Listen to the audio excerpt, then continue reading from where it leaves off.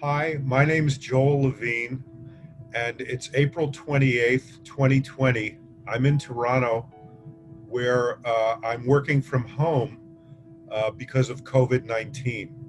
In the background, you see some uh, growth that I photographed in the Emperor's Garden in Tokyo when I was there for a scientific meeting before the end of last year.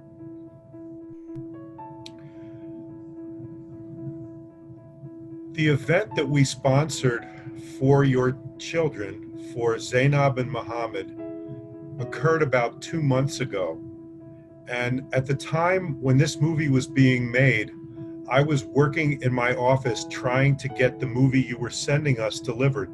So the bit that we had planned for me didn't make it in. But I wanted you to see me, and I wanted to meet you and say hello to you directly, because we have been in touch for a while and I've enjoyed communicating with you, even though I haven't enjoyed the reason. We put together this event called Welcoming Tomorrow, Reflections on the Power of Commitment, because it was so important to us to honor the values that your children brought to our university, to our city, to our country, to the world we live in. These include honoring life, protecting the young, caring about mental health and wellness, and trying to make the world a healthy, safe place where we can learn more about each other, study the world we live in, and make a better society, both locally and globally. We're aware of this, and the students who worked on this, who you will see in the movie, knew Mohammed and Zeynab.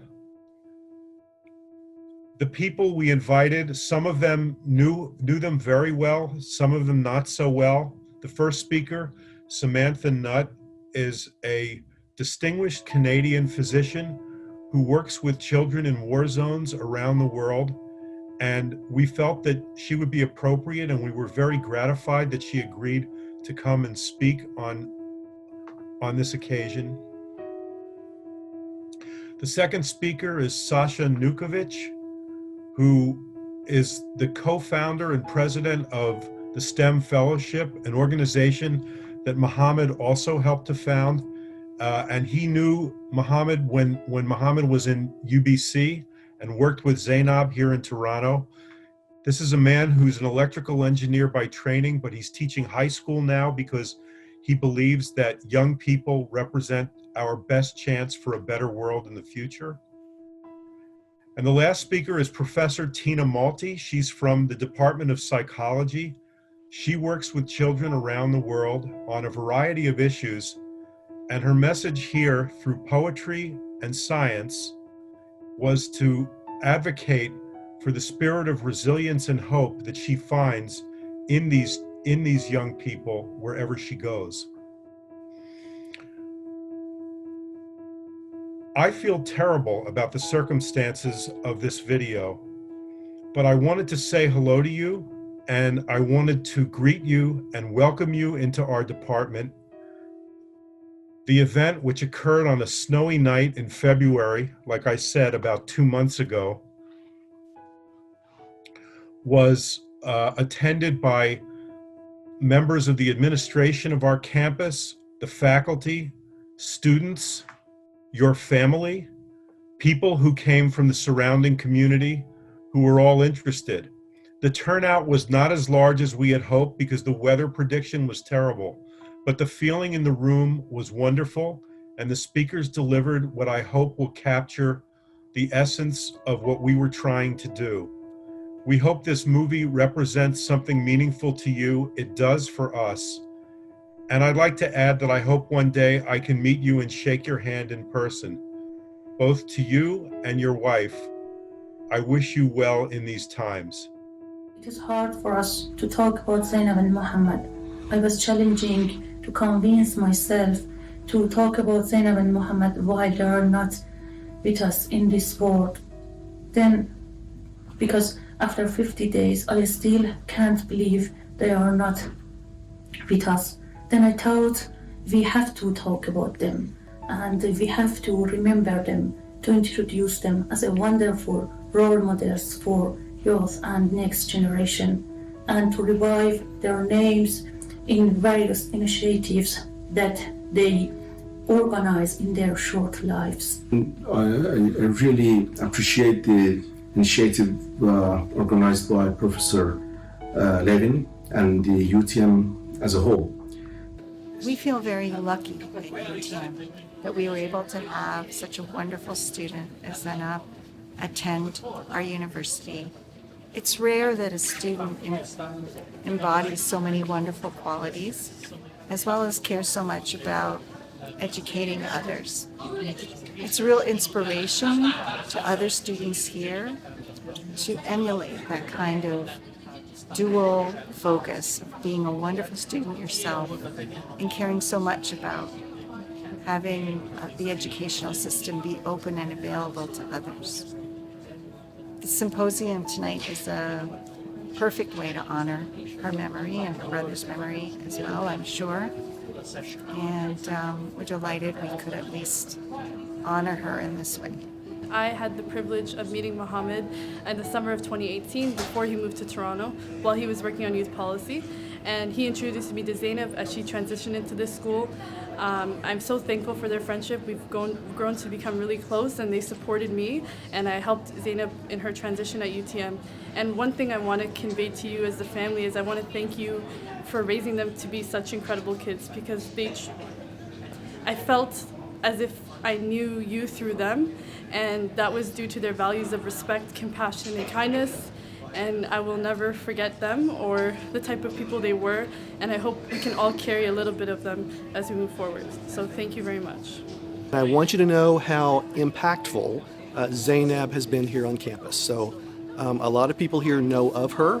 I'm one of the privileged, I think many who actually knew her and knew of her engagement on campus as a student leader, as a volunteer, as someone who motivated others, someone with a warm spirit, and someone who was really smart and motivating too.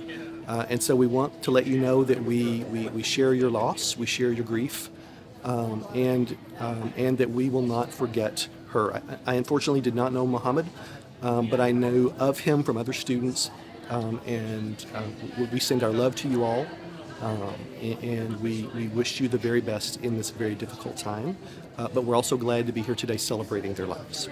I knew Zeynab because I taught her first course here on this campus. And I remember the first day I met her, she came down from the stands to say hello and to introduce herself. And I remember several things about her, but two in particular was that at office hours, when she would come to ask me questions, she was also concerned about helping everyone else who was waiting outside. And she was fiercely supportive of all of her colleagues, especially the students in her lab group.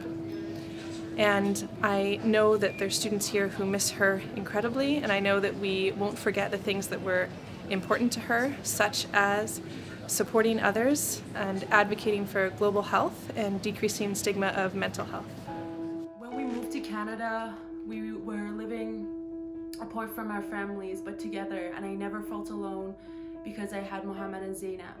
Mohammed was truly like a brother to me, and I would call him my brother. And Zeynab was truly my sister and my best friend. Continuing their path without them feels like a boat that we were traveling, the three of us, and now two of them have gone, and I'm just on the boat alone. My name is Ahmed. This is Farah. Thank you for coming out tonight. Sorry for all the delays. And thank you in particular for coming out in the midst of a snowstorm. I understand that this event will be running till late in the evening, so it's very appreciated that all of you still made the effort to come out here as we celebrate Mohammed and Zeynab. Before we begin, we wish to acknowledge the land upon which the University of Toronto operates. For thousands of years, it's been the traditional land of the Huron-Wendat, the Seneca, and most recently the Mississaugas of the Credit River. This meeting place is still the home to many Indigenous people from across Turtle Island, and we are grateful to have the opportunity to work on this land. I would be remiss if I said that and left it there. And I was debating whether to say this, but I figured Mohammed and Zeynab would. I would be remiss to say that without making mention of the ongoing occupation of unceded Wet'suwet'en lands that is ongoing. I would implore anyone in the audience, if you are able, to contribute or help in any way to do so. On January 8, 2020, just over a month ago, many of us woke to the news that an airline, or a flight, flight PS 752 from Tehran, had crashed. There were no survivors. There were 176 people on board, all of whom tragically lost their lives. These were people with families, people with lives, goals, dreams, all of which were unfairly stripped from them in an instant. It's been over a month since that incident, and I haven't found the words to adequately describe just what we've lost. And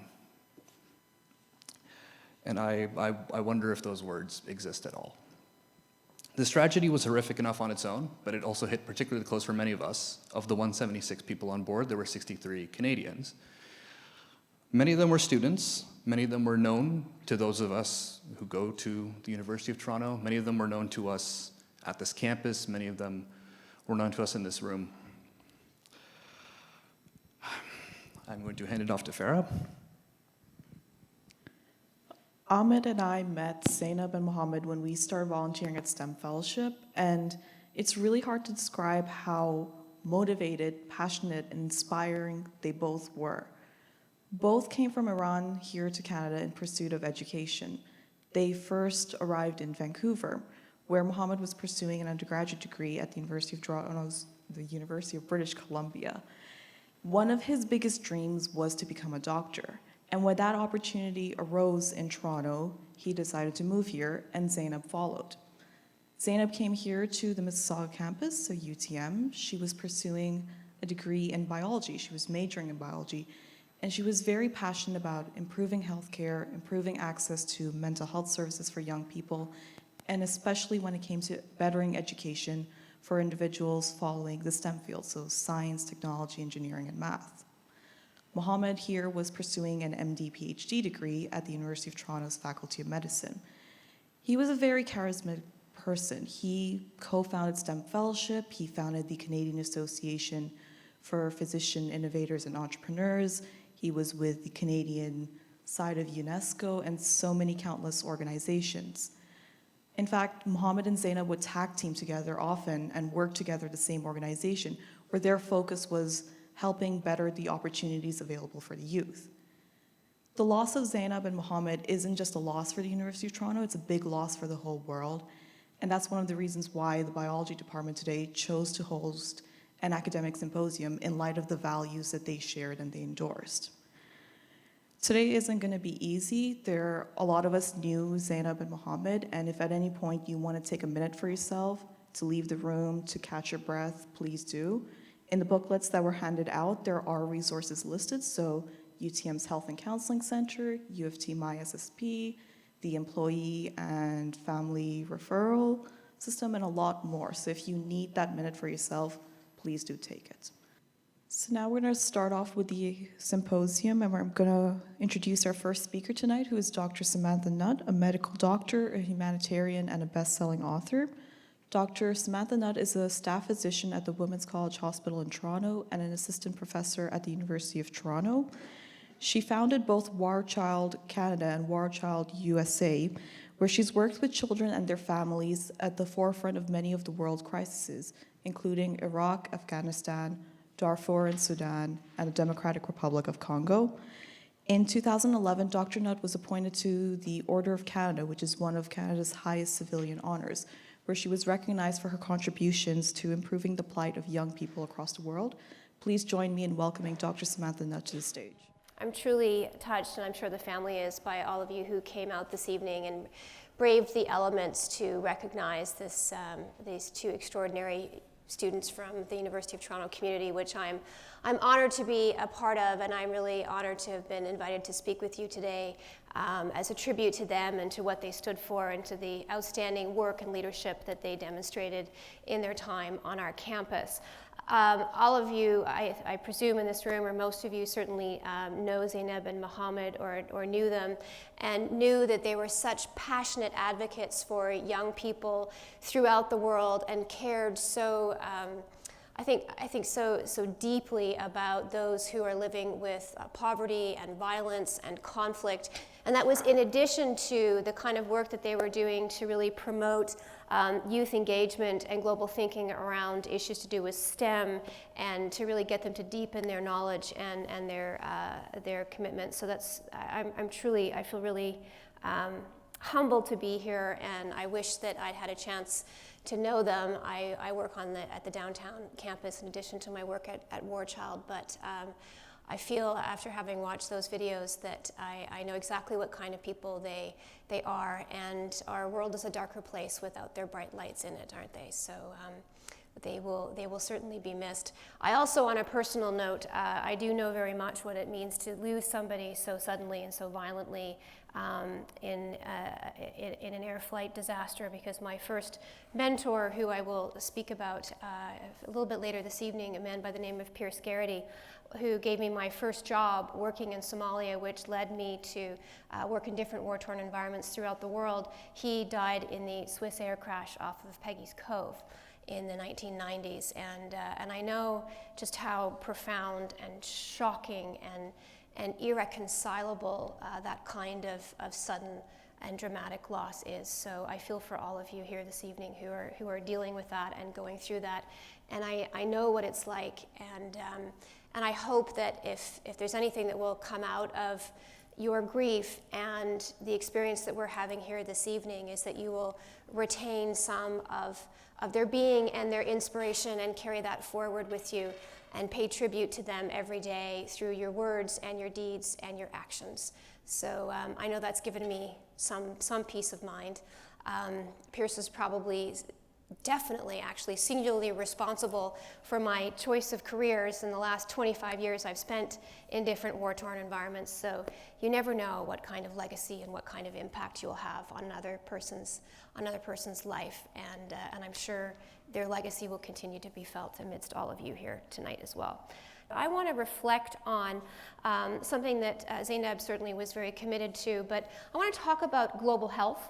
But I really want to talk about it in the context of conflict throughout the world, and the major threat that war and violence present to the health of civilians throughout the world, because it certainly is something that is accelerating, gathering momentum, and millions upon millions of people throughout the world are facing enormous odds when it comes to their daily survival and their rights every single day. And so that's what I want to talk about this evening. And I think it's a really important conversation to have, because, in fact, right now in the world, as you are probably aware, we are facing the worst refugee and displacement crisis since World War II, with more than 70 million people right now who have been displaced from their homes, largely the result of war and violence. And as we reflect on the tragedy of January 8th, and the sudden and heartbreaking loss of 176 people on Ukrainian Airlines Flight 752, including Mohammed and Zeynab, I mean, let's face it, this was without a doubt the direct result of the kind of reckless posturing and strong-arm diplomacy that has become all too commonplace in our world.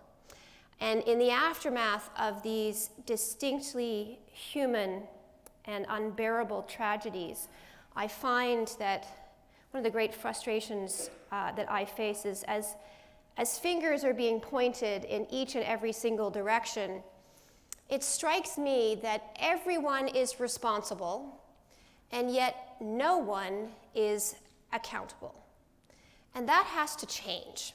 And I hope that this evening, by having this kind of conversation and by considering, really reflecting on the catastrophic impact that conflict is having on civilians throughout the world, as I want to do for the next 45 minutes, I really do hope that by taking the time to pause and reflect on these issues, that we will and can pay appropriate tribute to these two incredible University of Toronto students, by thinking about the concrete actions we might take to reduce the threat of war throughout the world and to help those who are wrestling every day with its inevitable fallout. So let's get started. I mean, I think it is easy, too easy for many of us who were born in particular and raised in more comfortable, I'll say in more comfortable environments throughout the world where the threat of war may not be part of our daily reality or concern. It's very easy for those of us who were born into that kind of privilege to disconnect from the problem, to believe that it doesn't involve us and doesn't demand any particular action on our part. And we say to ourselves, you know, after all, there are so many conflicts throughout the world that have been going on in some cases for decades, for generations. And they can feel big, and they can feel entrenched. And they involve usually governments and armed groups that we have, as individual citizens, very little control over. And so we tell ourselves, well, what kind of impact could we realistically have? And this is actually reflected in our patterns of giving as well, particularly from wealthy nations. Do you know that here in Canada, less than 10% of every donation that is made each year, less than 10% of Canadian donations go to support international humanitarian causes? And we tell ourselves that, you know, things like humanitarian aid, well, you know, it doesn't seem to really work. It's kind of wasted, misspent. So what else can we do? And yet I find that nothing could be further from the truth, because there is a great deal that we can do. And there are a number of ways in which we are often deliberately and unwittingly connected to violence and atrocity in other parts of the world, and it does demand action from all of us. And certainly, at the very least, it demands that we pay attention to it and bear witness to it. So what can you do moving forward? Well, I have 3 very quick, let's call them takeaway messages to share with you tonight by way of wrapping up. And these are just a few of my recommendations for honoring those who have lost their lives to war, and especially Zeynab and Mohammed, who cared so passionately about the wider world and the lives of young people. So my first recommendation for you is pretty straightforward. You wouldn't be here risking a snowstorm, a ride home, if you didn't already believe in the importance of staying informed. But the foundation of all social change everywhere in the world is knowledge and information. And there's so much talk, usually by the people who are responsible for it, but there's been so much talk about fake news lately.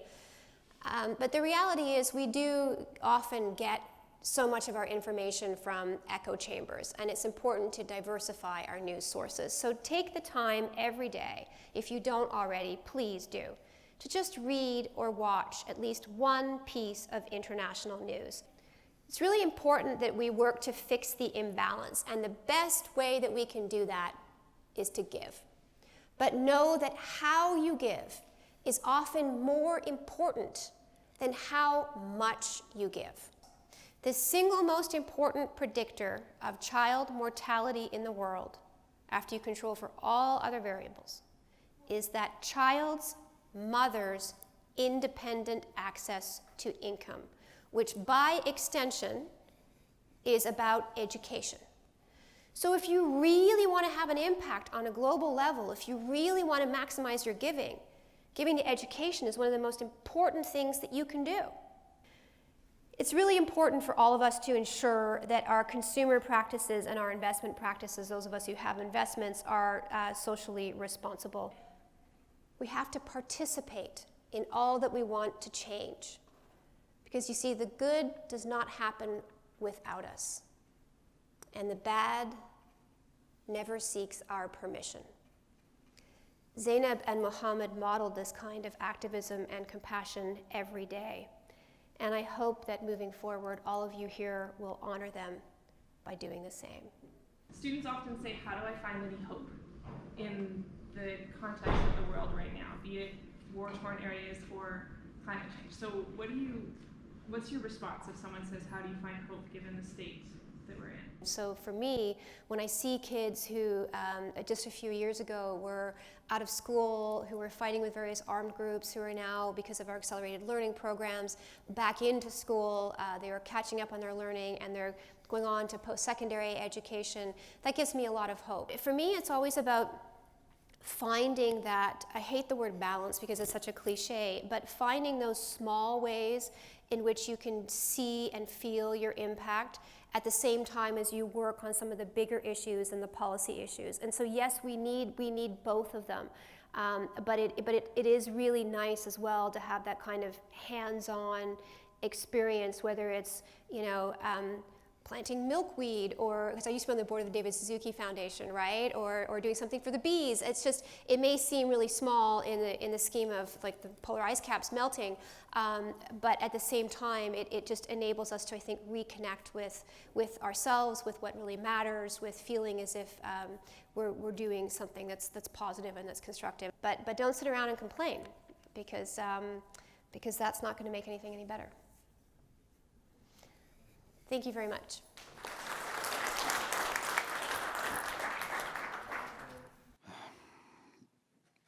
I'm experiencing incredible sadness. And, well, I have a whole list of achievements of Mohammed and Zeynab, which were already mentioned. But actually, what I am good at, I was giving Mohammed recommendations, and that was actually what was doing better than kind of speaking to the memory.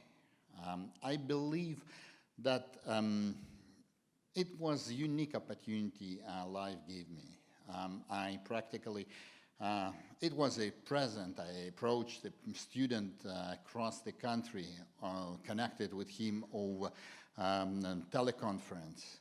He was a second year University of British Columbia student, and I approached him with the idea I had, and I said, if he can be an editor of STEM Fellowship Journal, the journal which should be dedicated to the new type of people.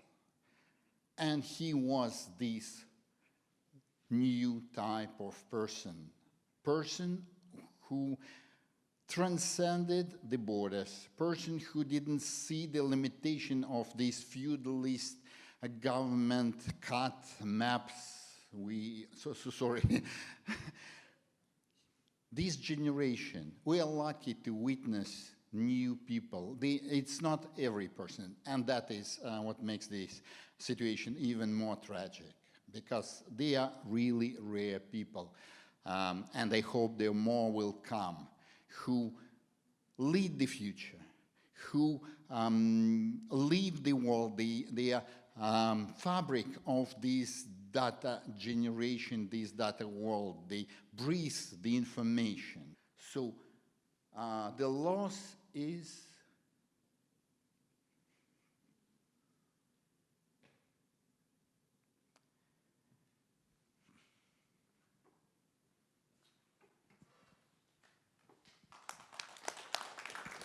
Thank you, Dr. Nukovic. Zeynab was the founder of UTM branch of STEM Fellowship. She was the president of the UTM Fellowship, and she created the HR function. Mohammed was the co-founder and the managing director of the STEM Fellowship. There were bright and ambitious students pursuing careers in STEM. Their lives and dreams were cut short by this tragic event. But their legacy, STEM Fellowship, will inspire other young students to pursue their dreams.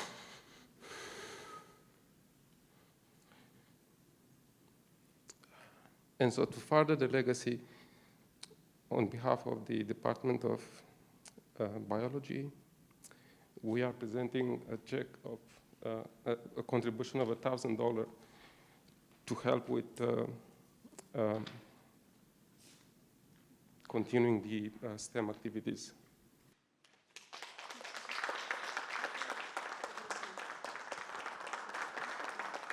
Thank you so much to the UTM Biology Society for this contribution. This means a lot to us, and it means that we get to carry on Zeynab's legacy and to continue to live up to her expectations.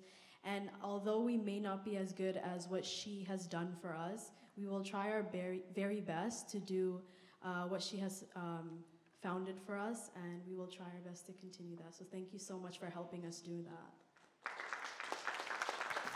Once again, good evening, everyone.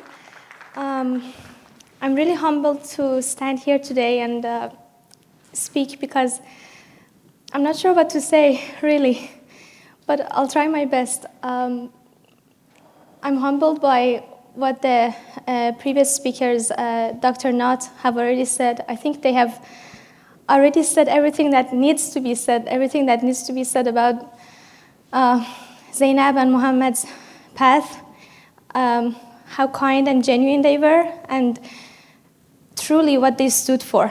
And when I look around the room, when I see that all of us have gathered here together this evening to really honor their memory, that's I think they see it right now, and they're here with us, and I think they see that all of their efforts, all of their tireless days and nights have come to a good conclusion, that they've brought people together for the message that they really cared about. I could speak for hours talking about how tireless they worked.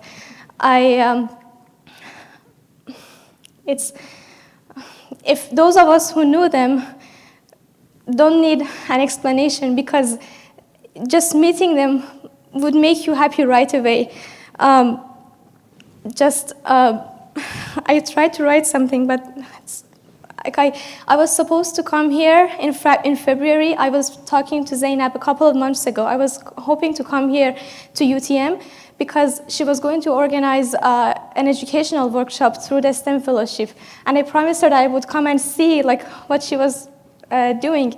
And when a few minutes ago, a $1,000 check was presented to UTM STEM Fellowship, I just stared in astonishment because I remember how, she was telling me she was working so hard for the funding. And you for sure remember all the efforts that you guys went through to get the funding. And this was a primary concern for her. And now, after she's gone, her path is continuing, and it's something to be treasured. I'm so honored to have known them, because those who know them will get what I say when I say how generous they were. Their mere presence made you happy. Politeness, compassion, and deep respect was in their every move. Those who knew them know what a great loss this is, not just because of the pain in our hearts, but because of all the good they were doing and were going to do. But then, this evening, in which we have all gathered together, has a message for us. It's titled, Welcoming Tomorrow. That despite the pain we will carry in our hearts, we must welcome tomorrow to follow their path, to take up the torch and don't let its light fade away. Their genuine love is going to be in our hearts. Their genuine love is everlasting in our hearts, in the hearts of those they touched. And we bear the responsibility to carry it with us. It can be as simple as thinking twice before we make a move. In every move, would Zeynab and Mohammad Hussein do this differently? Show compassion in their place and uphold their precious memory by drawing closer to what they loved, which is our humanity and caring for each other. And in doing so, we remain true to what they stood for and what we promised each other. A good friend of mine once taught me a quote that says, "To each person, the Spirit is given for the good of all. So channel your talents towards this treasured goal, and in this way, we will always be connected to Zeynab and Mohammad Hussein." I have witnessed how their kindness has brought us all again together this evening. When we're cherishing their memory and their loss, And often when we think about their memories, we often have a smile on our face because every time that we were with them, they just made you happy. And when a few minutes ago someone asked about how can we ever have hope in this in the midst of the climax and I'm sorry, I'm losing the word.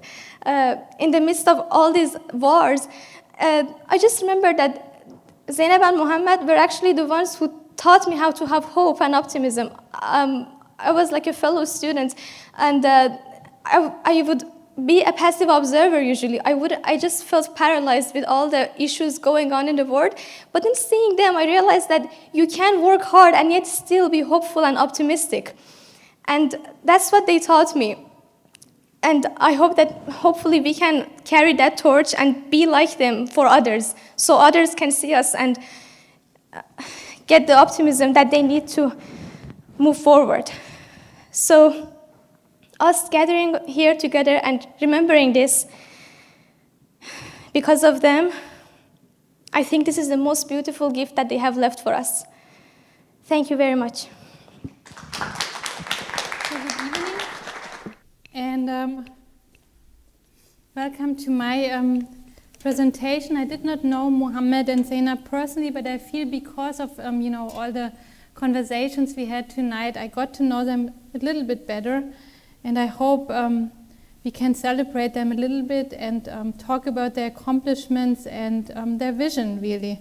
And I prepared a little summary for the parents in Farsi. But I also am going to have the English translation here so you can follow what I wanted to share. So, Walidain Kanavade Badustan Aziz Zeynab and Mohammad. Khale Mutashakarim ke imroz dar rinja huzur baham razadina red. Magerde ham amade aim tam Hasanaib bah Mohammed Asadi-Lari, do osve danashka imma, do in sane mutahed ba bebod e salamati dar kravanan, do in sane ba rohe aliva favu kalade da khama rada injabayed beyavarim, va katare ishanra gerami radim. Emros Masai mikonim kalemati rapaida konim kezas mara bayan nomayat. Vali zaban as bayanan ayis maibashad. Manamidanim kiaya kalimati kema estifada mikonim khader ishigonigi izas ma rabayan nomayend. Amamidanim anche ke grab bagrab miderad. Hamam khizi as ke barai hamishe barimimanat. So it is sometimes challenging not to feel alienated. Many of us have lived in different places and felt lost. Many of us have made experiences that felt overwhelming or even impossible at times, and many of us tonight are filled with deep pain and sorrow. Yet tonight there also is a message of hope in the face of tragedy and sorrow. We come together here to remember and celebrate the power of commitment, the power of two persons, Zeynab and Mohammad, with courage, persons who care. Zeynab and Mohammad are shining examples of compassion and commitment to me from all that I've read, from all that I heard tonight. Both were incredibly passionate about improving health in young people. Their dedication shows us what it means to find purpose in life. Tonight, I want to share some of the work our students here at the University of Toronto, Mississauga do to make a contribution to this shared vision, because it is our schools and our community's caring attitude and dedication that unites us. It is one that creates meaning and one that creates optimism. Tonight I selected research that I feel relates to Zeynab's and Mohammad's commitment and passion for science. Their compassion shows that there's a real capacity for growth, and much can become possible if you're just very dedicated and hardworking, like they were, clearly were. Their commitment shows us that we can create a life that is different, one that is optimistic yet real. So now I want to talk a little bit about the power of caring in young people and what it means for their growth and well-being based on the research that is being done here at the University of Toronto, Mississauga. Why is it important to think about the power of caring and commitment in young people? That human goodness is both persistent and fragile. We heard a lot about aggression and violence. It's also part of our nature, but as is goodness. So it appears when we least expect it, it can arise in settings that seem devoid of anything but sheer evil, such as concentration camps. It can vanish in the midst of fortune. So goodness still brings an air of surprise whenever it asserts itself, and that's why we are also really interested in it. So how do we become caring and kind?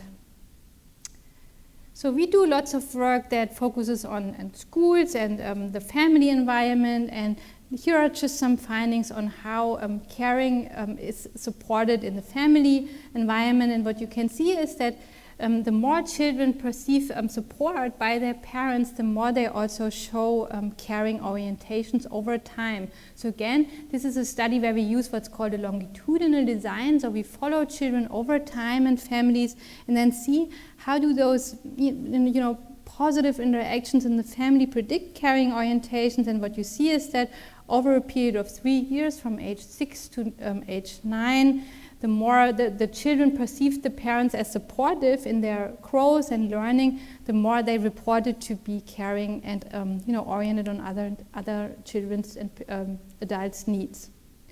And what you can see here is that the more the parents talk to the child about refugees in an inclusive manner, the more the kids reported sympathy towards those refugee children. The more there was prejudice toward refugees, the less sympathy the child reported to have for the refugee.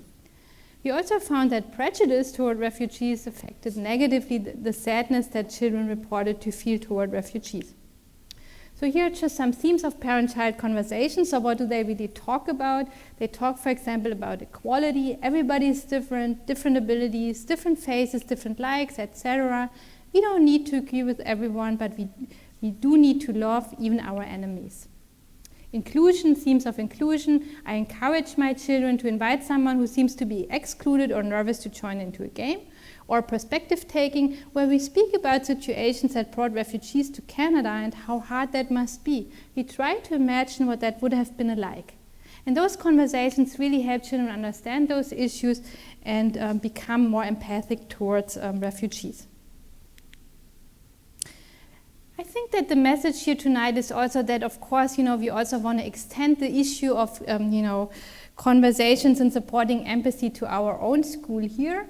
And here I want to cite Aristotle by reminding us that education, good education means that we both need to educate the mind, but also educate the heart, because without educating the heart, an education is no education at all. And so I do think, beyond promoting scholarly excellence, and again, I think that's what Zeynab and Mohammed also clearly showed, is it's about promoting the qualities that makes us human, what really is an excellent education. And that is something that is hopefully also here on our agenda, because that really promotes the kind of qualities that contribute to growth and, the issues that we all care about, which are this incredible commitment that they showed and gave to us as a community, and that we are grateful for tonight. So let me summarize it. So how can we promote the power of caring in our communities and beyond? We've seen that support and warmth in the family environment very much promote those caring attitudes. We've also seen that it has a lot to do with how we talk about those issues and how we connect to each other. And then finally, and we heard about that because I think both Mohammed and Zeynab were very active members of our community. It has a lot to do with how we engage with others and how we contribute in a meaningful manner. And again, they seem to be really shining exemplars, and we can be grateful for having had the opportunity to have their incredible engagement part of our community here for some time. So let me end with a quote by Victor Hugo, a French poet, that very much resonates with how I feel tonight.